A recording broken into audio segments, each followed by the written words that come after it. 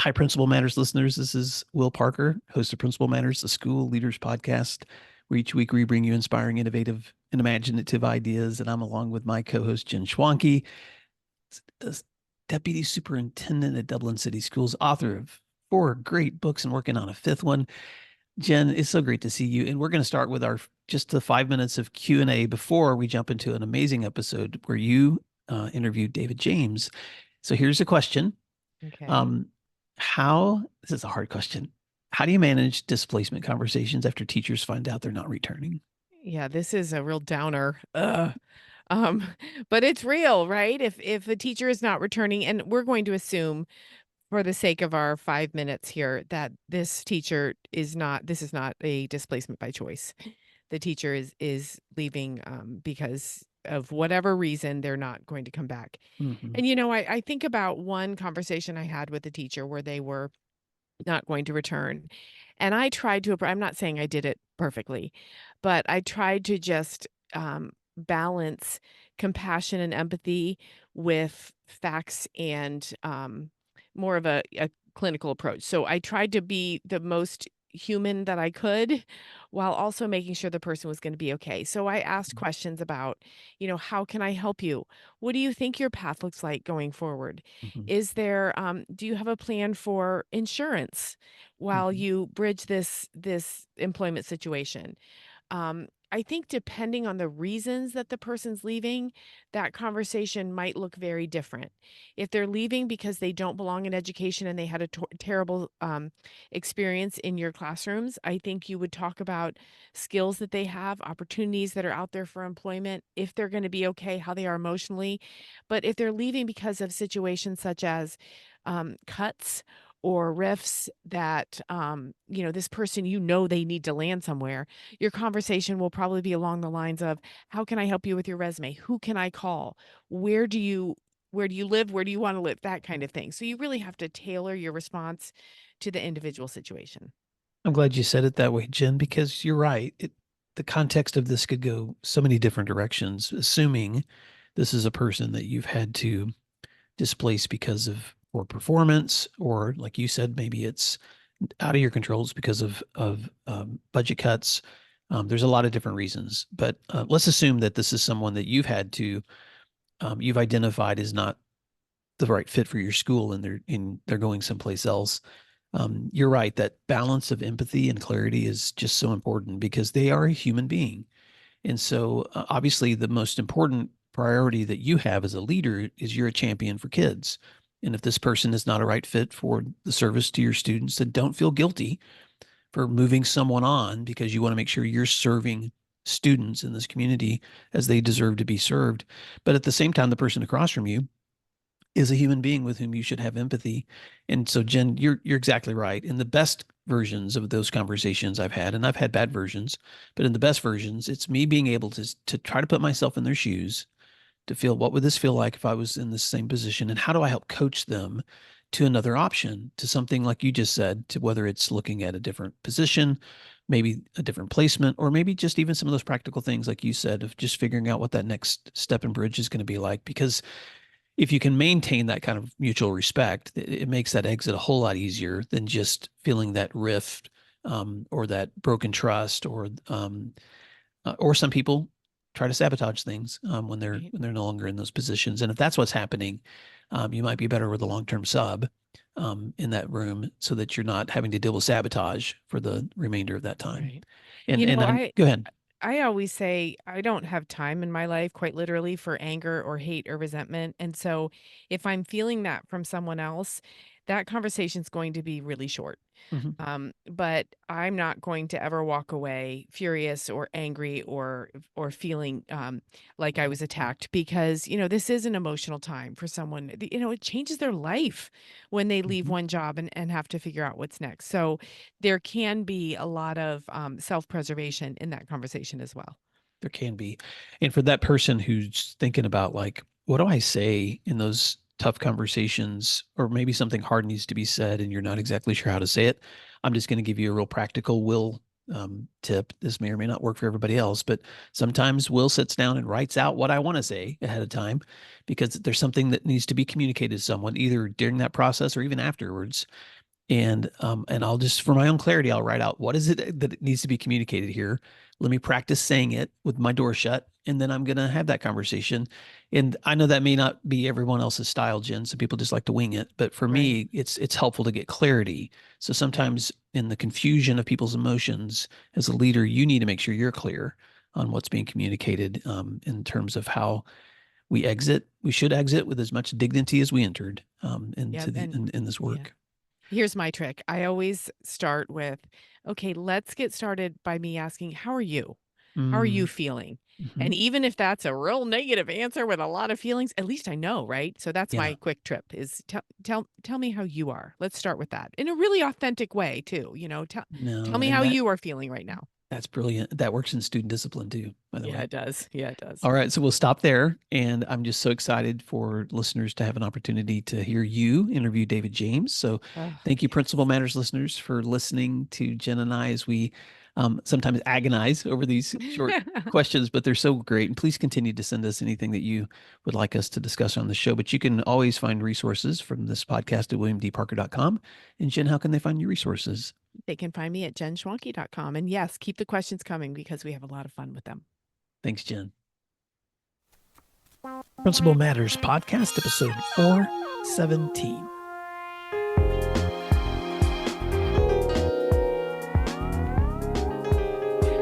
Hello, Principal Matters podcast listeners. It is great to have you back with us. And I'm really excited about today's guest because he is someone who's doing work in the field of education that is very, very unique. And I think will be quite exciting for you. So I'm so happy for you to meet my friend, David James. David is managing director at New Solutions K 12. He has experience as a teacher, a school founder, a consultant, a school board member, and an author, and does a lot of partnering with educators. And his expertise area is actually in leading New Solutions scheduling and staffing practice and advises schools and districts nationally, really, on how to best design, build, and manage strategic school schedules. So I'm quite sure you're very busy, David, but welcome. Welcome to the podcast. Thank you so much. I really appreciate the opportunity to be on. You and I do have something in common.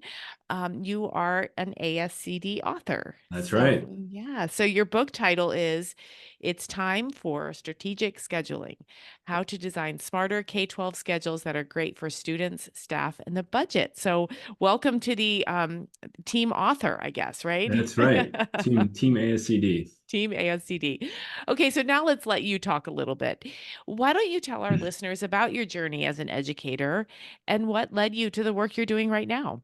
Yeah. Always happy to talk about this. I think if I rewind back to the beginning, it probably started in Boy Scouts, to be honest. I was a big Boy Scout growing up in the Eagle Scouts, and my Scoutmaster, I remember at multiple points, had said, "David, you'd make a great teacher someday. You should really think about that."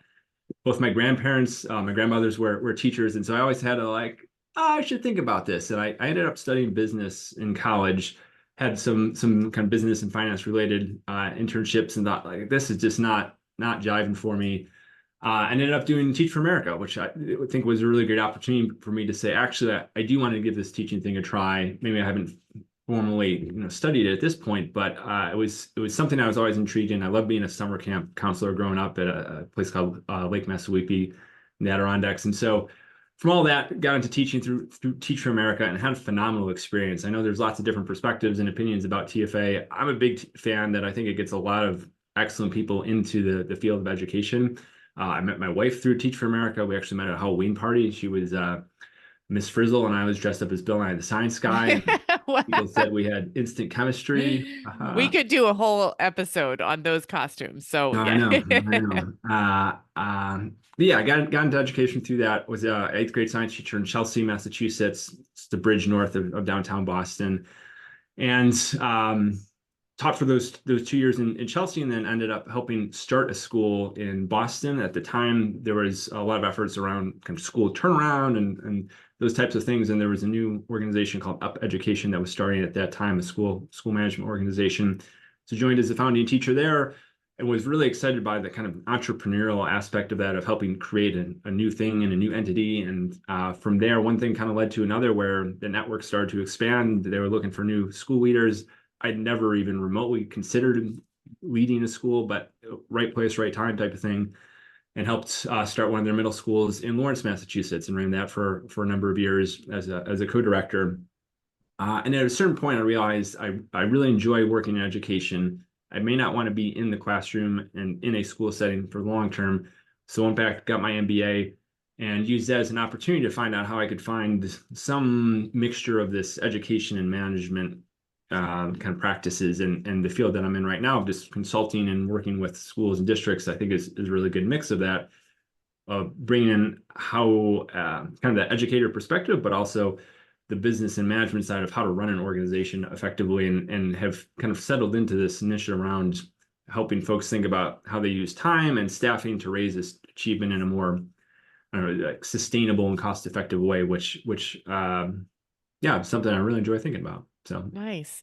You know, when I was a little girl, I read a book. I don't know the author or the title of the book, but it was a young lady who she wanted to become really, really efficient and effective in everything. So she thought about the best way to make toast, the best way to fold a towel, the best way to ride her bike around the block. And that is kind of what I think about when I think about your work, yeah, because you have to have skill in all of those areas.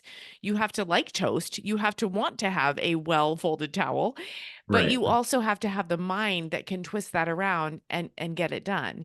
And so Yeah. you now work with New Solutions, and a little teaser to our listeners: we're going to have the founder of New Solutions K-12, Nate Levinson, on the show in a couple of weeks. But tell us how you hooked up with Nate and how how this kind of unfolded with the work you're doing for districts now.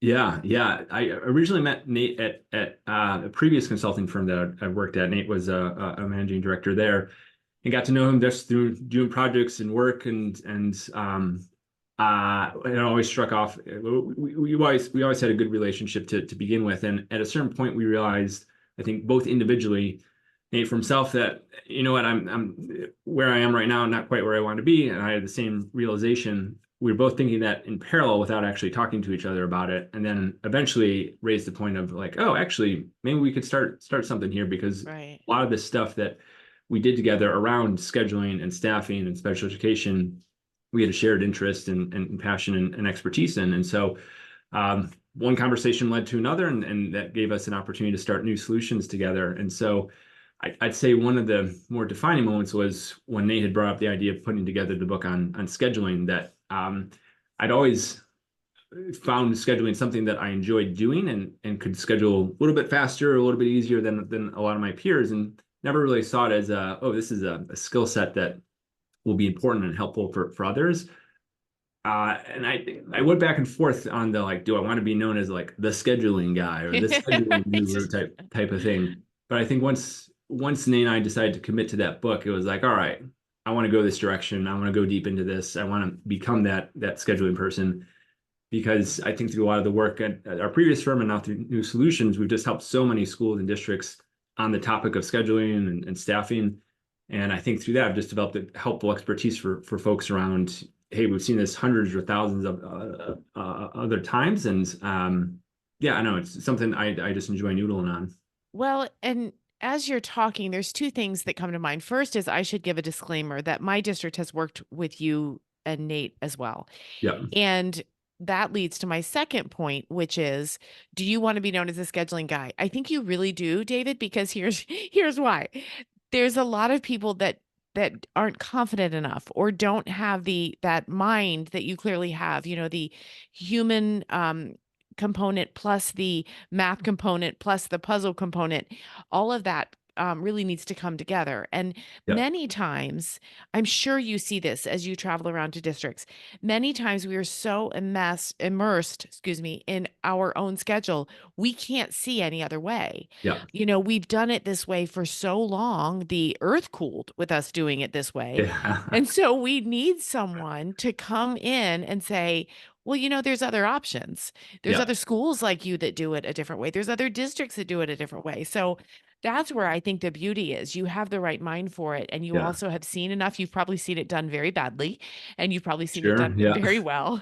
Well, Um, I mean, my introduction to scheduling was probably like 99% of other people's, which is I, I I I guess you could say I was a thought partner of sorts as a teacher in the schools I worked with when the principal or the school leadership was putting together the schedule, just because I had a knack for it. And at a certain point when we started that school up in Lawrence, I'd never actually fully built the schedule. And then one day I was then responsible for the schedule, and it's just a trial by fire, and you suddenly have to figure it out. right. And I think that's how most people are introduced to scheduling. And so part of the reason we wrote the book is that we felt like there was a lot of books out there already on how to build a schedule. Like, all right, here's a manual on how to build a car if you want, but there's no book on what car should you actually build and which one's going to be best for you based on your needs and priorities. And the same thing, like what schedule should you actually build? And I think a lot of folks are just as you shared, stuck in that, well, this is what we did last year, so let's do it next year,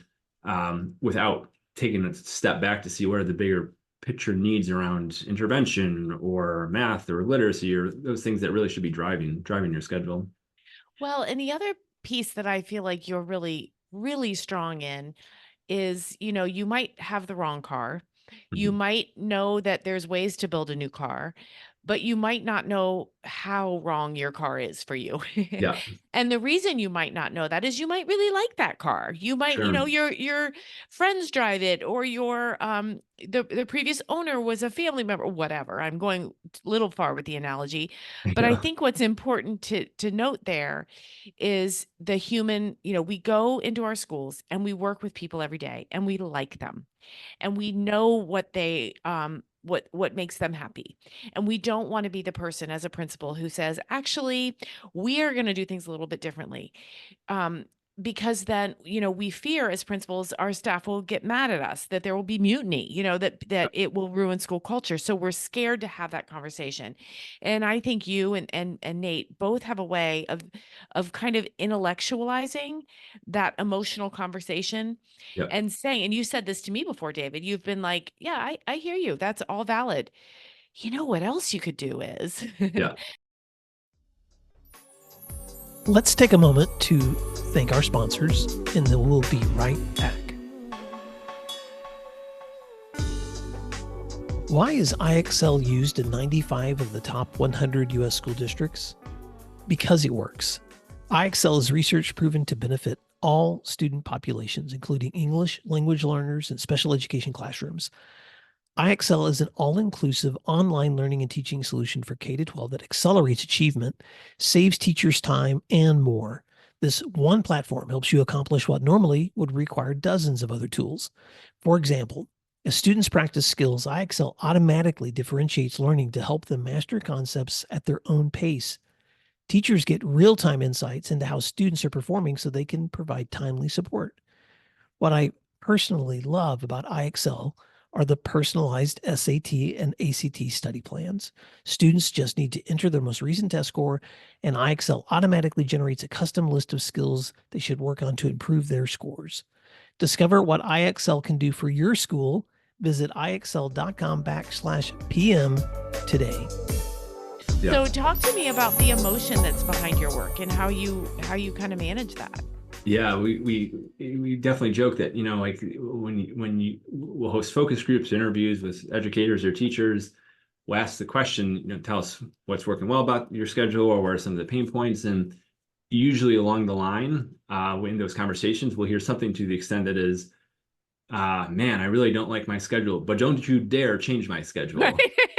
Yes, exactly. Which I think gets at that point around emotion that the schedule is a very personalized thing for teachers because that is how they experience the day and how they experience time 180 days of the year. And so you're changing even from when they teach science from fourth period to fifth period, that can make a meaningful difference for that individual, and multiply that by 20, 30, 40, 50, for all the staff members that are there, not to mention the students. And so if I could take a time tracker of sorts and think about the types of supports and work that we do with schools and districts, I would estimate I don't know, maybe 70, 80, sometimes 90% of our work is really focused on the, hey, let's make sure that there's a plan for change here, that you're clear on your priorities, you're clear on what you're actually kind of driving for the schedule, you're clear on the research that's backing that up.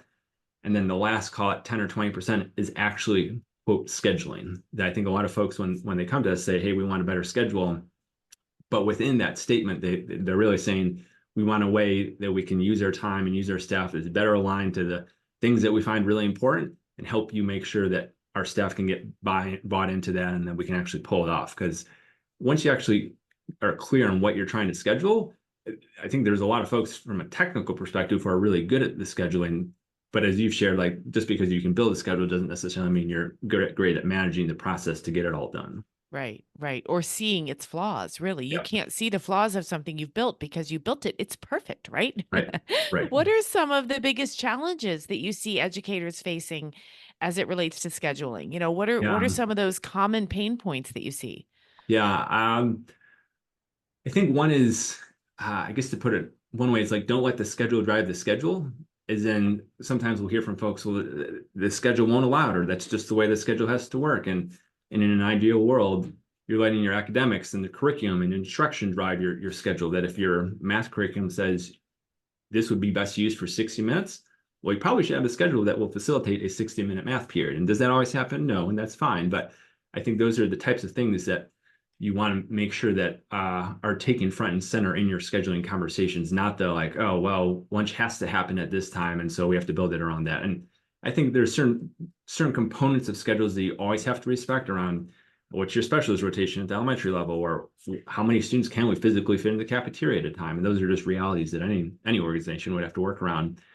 I think the tricky part is when folks will say, like, I just want a better schedule, but that's like saying, I want a better house. Like that, do you want it bigger? Do you want it do you want a, I don't know, a furnished basement? Do you want another bed? Like, there's so many different ways you could materialize a better schedule.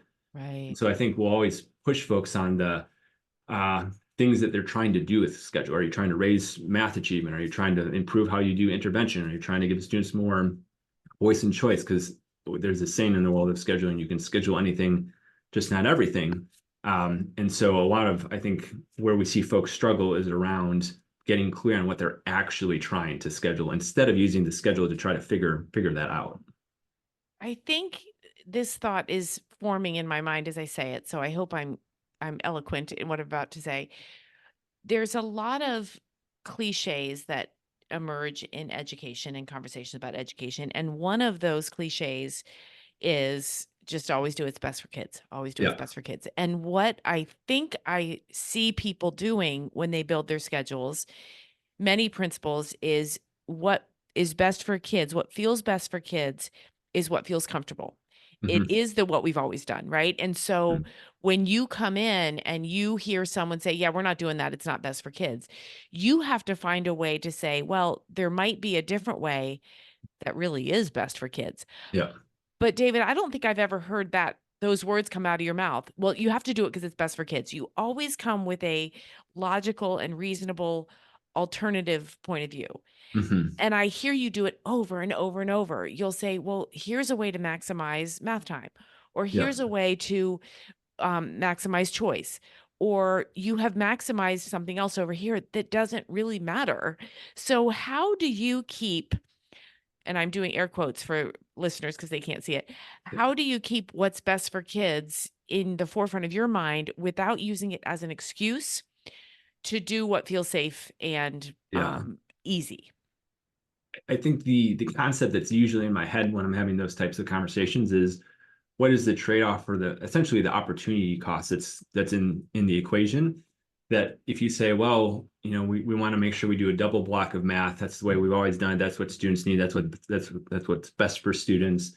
You're then going through like, well, that's going to be best for some students, but plenty of students may not actually need that double block and are going to be bored out of their minds in that second period of math, and really benefit from some type of math extension or math enrichment class, or a totally different elective that would engage them in a new or different way. And so I think we'll often hear arguments that lay out why we should do this, but not always the associated argument around what are we giving up by doing this. And I think that's where things can get really exciting in the world of scheduling, when you can think through some of those options that you might be giving up, and you can actually, through the schedule, show how you can make those different things happen. And we're definitely a big believer in that. Like, look, you can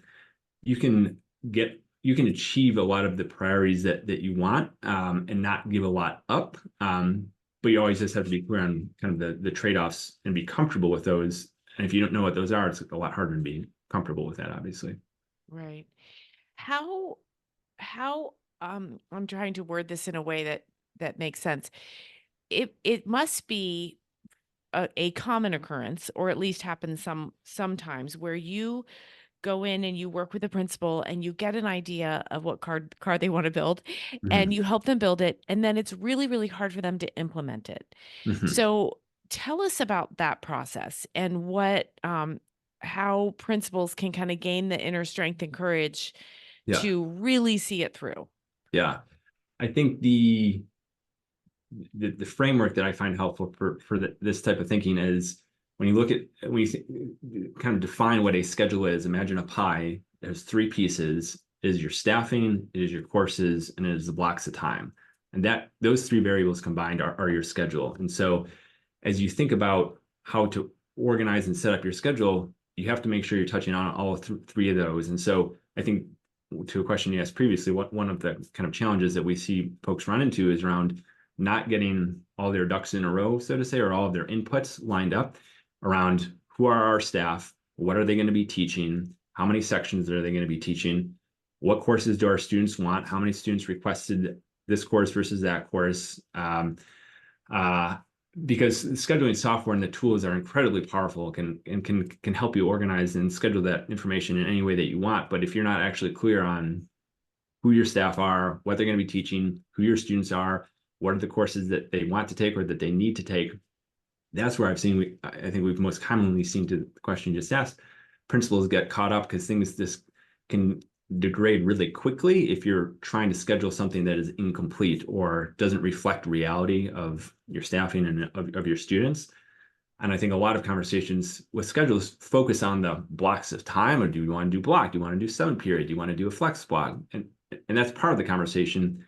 But a lot of schools that we work with, especially over the summer, to help them get schedules ready for next year, it's inputs, inputs, inputs. Show us your staff, show us the list of students, show us the hard numbers and hard data, because your schedule does become kind of a mathematical model at some point. And I think to make sure you as a principal can see it all through, you got to make sure all of your inputs are lined up. And I know a lot of the work that we did with your team in Dublin was focused on the process side of the schedule. Because I think if you have a messy, incomplete process, or one in which you're an assistant principal or your principal and you go off for a week in a room by yourself and just try to put it all together, you're going to be missing something. And so I think that type of thing is always done. It's better as a team. Well, yeah, and I think there's a lot of comfort and pride that many teams feel, because we do have a war room. We put it all against the wall. We put in the post-its. We bring in experts. But that that leads to my next question, which is, you referenced that there's some really powerful software out there. Yeah. And I don't, this podcast is not about name branding or anything, but tell us in general terms about that software. And because I do truly think, David, that there are principals out there who might think you're speaking a little bit of Greek to them right now. Like, what do Yeah. you mean software? There's a lot of people still doing this on an Excel spreadsheet and a whiteboard. Yeah. What capabilities do these software resources have that principals might not know about? Yeah. I think the first thing I'll say about the software is that, and they're not going to agree, all the software companies will not agree with this, but they're all the same. They all do the Exactly. same, they all do the same type of thing. They all can build you a schedule. Are some perhaps a little bit better, or a little bit more efficient, or a little bit more intuitive? Sure. But at the end of the day, they all have the same capabilities to take your staff and just take your students and to mix them all together and come up with a schedule. Um, they certainly are not a cure-all, or they can't build the schedule for you. You have to do the thinking ahead of time and think about all those inputs, like I was just talking about. So I think with a schedule, there's, call it, three different ways you can approach scheduling. Um, One is let's do it old school and let's do it on the whiteboard or in Excel and just physically map out, I want this teacher teaching this class at this period. And that is always going to be the best way, just to wrap your head around how does all this fit together, and build a schedule that you are most comfortable with and that you think is going to be best for your students. I think the downside of doing that is you see what you've seen and you don't see all the different combinations of, actually, if this was fourth period and that was third period and this was second, like Right. it could actually work out better in ways that you don't quite see. And I'd say I don't know, especially for middle schools, and even for smaller high schools, it's the most common way that we'd see it happen. I think where the scheduling software, and this is kind of option number 2, can come into play is, if you map out on Excel or the whiteboard, this is the schedule that we want, you can then upload all the teacher information and all the student requests, and the software will sort what are the student schedules, essentially, because you've already decided where the teacher schedule is. Software just does the student schedule for you. And the third and final way the software can help is to build both the teacher and the student schedules. And so that third route is to say, don't worry about Excel, don't worry about the whiteboard. You're just going to plug in, this teacher's teaching 5 sections of Algebra 1. You, scheduling software, figure out what is the quote optimal setup for when they should be teaching those. And so it'll mix and match both the students and the teachers. I can't necessarily say one way is better than the other, but I will say once you get into larger schools, it's, past, call it, I don't know, 700, 800 students or so, it gets really hard to be able to do all that manually, because there's the volume of classes and teachers you're dealing with is just really Right. is so high. Right. Here's where I'm going to tell our listeners what I was going to end with, which is David and I are presenting together in Nashville at the ASCD Leadership Summit. And I'll say this at the end, but October 20th from 10 to 11. And one of the things that I am going to say, David and I are going, we have a lot of things to say, but one of the things I'm going to say is this. I think many principals are worried about looking too carefully at their schedule because they're so worried that they'll make people mad. I've already said that. Mhm. But what is so powerful about this conversation we're having now is when you get through it and you're on the other end, it is so incredibly freeing. It's liberating. It's people love it when they have the tools and they have their eyes opened up to a different way of scheduling. And all of that is to say, I think to go through this could be a principal's legacy, to say, for 45 years, we scheduled on this spreadsheet and then we thought about it differently. We changed it and everybody's life got better. Yeah. Everybody's life got better. And so that can be truly a principal's legacy. Somebody could say after they retire, thank goodness, Dr. Schwanke led us through this because now our professional lives are better. And so tell me about that. Do you hear some people who say, oh, you changed us? We definitely hear that. And I think the times that it's been done best, and we've heard that most vocally from teachers or from staff, is when school or district gets a team of folks together, some school-based leaders and educators, some district-based folks, especially on the academic side of the house. They get together, they come up with, all right, here's our list of must-have priorities or nice to have priorities. They then use that to guide their scheduling decisions and guide some of those trade-offs as they actually go about creating the schedule. And they have someone who brings some degree of technical expertise into the scheduling. I'm a big proponent of, like, look, principals, you don't have to be an expert scheduler. You have to know about the schedule and how it works and what goes into it. You don't have to build it, nor honestly should you build it. You can have someone on your team who really knows the software, really knows Excel super well to do that. But I think the folks who have that clear list of items that they're looking to build their schedule around, and then when the schedule is built and then they're handing it out to everybody, they can say, hey, look, we made it a point to have these extra time intervention courses, and look, we got 10 of them, and we made it a point to make sure that students with disabilities would have access to this math intervention. And hey, look, there's 5 sections of that. And if you can communicate both on the front end of the process as well as the back end, this is what we're trying to do, this is what we did, and these are the goals that we accomplished, that gives folks a lens through which to look at the schedule beyond just their own individual, what am I teaching, what periods. And I think that's something that gets lost in the scheduling process a lot, because it's just about just get it built, just get it done, and give it to folks. But if you can be clear on, this is why this schedule is so great. That really, I think, sets people better up to see and appreciate in ways that they don't always intuitively understand why the schedule might be so good for them and students and all that. Right. And there's work to be done after the implementation too. And I'm thinking about principals who might, say, okay, we made some changes. I had the team together. We communicated the why. School starts. And then there's the work of checking in and making sure that what's happening is what should be happening is happening. And I'm thinking there of those intervention periods that are always so tricky Yeah, because there's a lot of, the staff buy-in is critical. And then making sure you're not wasting the time that you worked so hard to find. yeah. And do you see principals struggling with that part of it too? Yeah. I mean, it's one of the frustrating parts of dealing with schedules is you can talk about and you can think a whole lot about what's the right schedule we want and what are the right blocks of time and what the right way to organize our staff, and let's make sure students get as many courses that they requested as possible. But at the end of the day, it comes down to the teacher teaching in the classroom, and that's, as you well know, just a whole nother set of responsibilities and questions and work. Um, and I think with the schedule, a good schedule is one that does not inhibit good teaching and learning best practices, but a really great schedule is one that really accelerates those practices and sets teachers up for success to use the time well, that there's not a lunch period that's splitting their block into two, or that classes that maybe students need. I'm thinking of one elementary school, for example, that we worked with that had literacy after lunch every day. And yeah, does that always make a difference? Not necessarily, but a lot of schools will say, actually, we want to be really careful about the classes we schedule after lunch, just because it can be a tricky transition sometimes.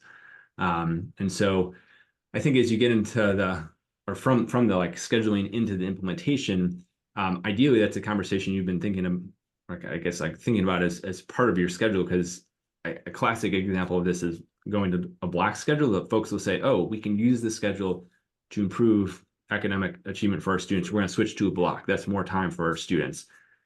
But then they may or may not invest the time to say, well, how are we actually going to set our teachers up to teach in the block? What's the coaching we're going to provide? What's the training we're going to provide? Switching the schedule and the blocks of time in and of itself isn't going to actually change anything. You got to make sure that you're taking those additional steps to use the time well. Yeah, I'm remembering one of my first years of teaching, the principal got a wonderful idea. She wanted to add an enrichment period, and she thought it through and she had all the research and she built it into the schedule and it sounded phenomenal. And then people said, "Well, what are we actually supposed to teach?" And she's like, "Well, I don't know, figure that out." Classic example. Right. She said, go with your passion. I don't know, find something you're interested in and make the kids Yeah, excited about it too. And we were all, we felt like we'd been put out into an ocean without oars. We had no idea what to go with. And, teachers hated it. Kids then sensed that and it became a joke. yeah, And it was too bad because it could have been a really incredible thing she built, but she didn't take that final step. And I'm not even blaming her. I don't think that she knew how to do that. But that ties back to what you said earlier about getting the right people yeah. involved in this conversation. Yeah. And I mean, that's something that I know we'll talk about in the session in October, specifically around middle schools, because I think that middle schools tend to be I don't know, the most common perpetrator of that type of Yep. kind of intervention or enrichment block. And we hear a lot of different names, the flex block or the win block or whatever it is. And um, we've been preparing and putting together some white papers on middle school staffing and scheduling more generally. And I was reminded that the whole middle school concept is still a pretty new thing. It only came around in like the 1960s or so. And within the middle school movement, this use of the intervention block or the win or the flex block is an even newer intervention or invention, I guess you could say.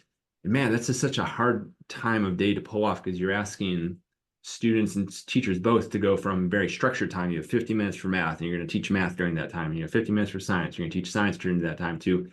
Here's 30 minutes or here's 45 minutes and figure it out, or do some intervention or do some enrichment. So it's really, we've seen a lot of schools struggle with going from lots of structure to no structure on that winter flex block. And we think there's just some better ways that you, especially for intervention, that you can set that up to be more content specific classes, as opposed to a more kind of all hands on deck, general academic support time. Right. And I think you're right. Middle school is such a vulnerable area. I spent half my career at middle school, and it's, I think, critical for to get the schedule right, but it's also a place where ideas sometimes explode and then just falter away because Yeah, that isn't put through. The other thing too, I see a lot, and I see a lot of principals and teachers and families even saying things like, I'm just going to take an elementary example. We have to have our first and second graders have their specials at the end of the day. We have to. yeah, Well, why? Well, because they're young. But why? And to break through those we have tos and think a little bit differently about how kids are really flexible, and we might change something, one of those long held practices, yeah. and be shocked and amazed by how well the students do, breaking up what we thought we had to do. Yeah, and the good thing about scheduling is that you can literally show people this is how it could work. Yeah, And right. here is a visualization of the schedule, especially at the elementary level, but even at the secondary level of like Yeah, there's uh, kind of no lack of clarity around what that alternative route can be, and it right. certainly takes a lot of thought and energy to put different options like that together. But I think that's one of the reasons that I do enjoy the scheduling work, is that it is very concrete in that way, to say you can do it that way or you can do it this way, and these are Yeah, very I don't know, tangible options to work with. right. So I knew this would happen, David. I knew the time would fly. I just looked at my clock and I'm like, oh gosh, how did we get here? I still have questions to ask you, but it's okay because we're going to be together at ASCD, and maybe all of our listeners will come. One quick question, and I already know the answer, but I'm going to ask it because I want to hear you confirm that I know. Yeah, If I'm a principal and I'm hearing you, I might think, wow, that sounds really expensive because I'm going to need more teachers. I'm going to need more staff. I can't change yeah. my schedule without adding at least 3 more teachers. Tell me about your focus on budget when you do scheduling work. Yeah, yeah. I'd say the standard operating assumption that we have going in to work with any school or with any school system is you're not going to get more time and you're not going to get more staff. Um, we found time and time again that there is often a ton of opportunity to use your staff a little bit differently, to use your time a little bit differently, and achieve really radically better results and opportunities for students. And I know this came up in some of our work with you and your team in Dublin around, we've been scheduling this one way at the high school level or at the middle school level for a number of years. It'd been a while since someone had kind of opened up the hood, so to say, to take a look in it without actually adding more staff or lengthening the school day. You found out there was a ton of opportunity to say, wow, if we staffed a little bit more precisely to our existing class size targets, if, for example, we say we want class sizes to be about 25 students per class, we were staffed closer, I don't remember the numbers exactly, but let's say you're staffing, like 21, 22 students, even increasing those class sizes by 2, 3 students, across even some departments, that's going to free up a section, 2, 3, 4 different sections. That's 4 new classes of an intervention or enrichment that you can run for students, or electives that weren't there before. So a lot of the work that we'll do, especially at the district level, but even for individual schools, is to help take a very precise look at your staffing to see, are you staffed as closely and as well to your guidelines as you want to be or could be, so that you can offer as much opportunity for students out there. Because I think folks, as you said, like whenever we talk with scheduling and we'll ask folks, what can make a better schedule, it's more time and more staff. But we're big believers in that folks have a lot of really talented staff out there, and you got a lot of time in the day already. Let's just help you use both those a little bit better. Exactly. Exactly. Okay, so I'm gonna close up by mentioning again our presentation at the ASCD Leadership Summit. So we are actually going to focus on middle school, and the topic of our presentation is transforming middle school: innovative approaches to improving academic interventions and student engagement. And we're so excited about this, listeners, because David and I both know there's not enough focus on the middle school child. We know it's a tough time. I've studied it. I've seen the research, and there's not even enough research out there about the middle school brain and how that all works. But we want to help people be innovative about how they deliver those interventions during the day. So come see us. Come see us on October 20th from 10 a.m. to 11 in Nashville. We're gonna we'll have a lot of good tidbits to share. So thank you so much, David. I just love. I could talk to you all day just to get inside that brain you have and learn so much. So tell me before we sign off, tell our listeners where they can find you if they want to learn more about David James. Yeah, well, Jen, thanks again so much for inviting me to join the conversation today. You can find me either on LinkedIn or at newsolutionsK12.com, our firm's website, or check out the book. It's time for strategic scheduling. Yeah, a lot of different ways. Just Google David James scheduling. I'm sure it will come up from. Yeah, and here's somebody who wasn't sure he wanted to be the schedule guy, know, but if I it's only a scheduling guy. So yeah, always helpful, or always excited to geek out about this stuff. So yeah, any questions, certainly reach out. Thank you. And really get your hands on his book. You will learn a lot. Thank you, Principal Matters listeners. It's been great. And stay tuned in a few weeks for another conversation with Nate Levinson, who's David's colleague at New Solutions K-12. Thanks, everyone. You'll find free resources like this one at williamdparker.com. Subscribe for our free weekly newsletter, which contains bonus material, and also check out the links for Grow Academies, Masterminds, Executive Coaching, and Keynote presentations from my books, as well as from Principal Matters Associates. You can find out more under our speakers tab at williamdparker.com. Thank you for learning together, and thank you for doing what matters.